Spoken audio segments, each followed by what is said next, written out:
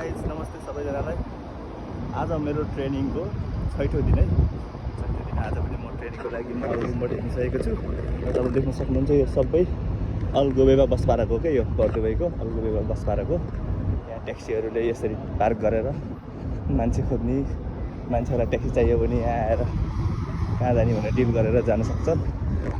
अनि म अहिले जान लागेको छु मेट्रो स्टेसन। मेट्रो स्टेसन यो नजिकै छ, तपाईँ देख्न सक्नुहुन्छ यो हो मेट्रो स्टेसन। अब म ट्रेनिङको लागि भनेर अस्तिदेखि भिडियो बनाइरहेको थिएँ। सबैजनाले के हो ट्रेनिङ भनिरहेछन्।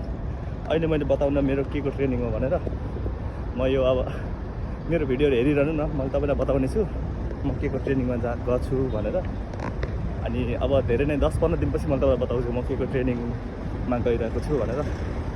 सिक्न जानुपर्छ कि जे गर्न पनि पऱ्यो भने यो दुबईमा पहिला सिक्नुपर्छ अनि बल्ल गर्नुपर्छ। त्यसको लागि म ट्रेनिङमा जाँदैछु।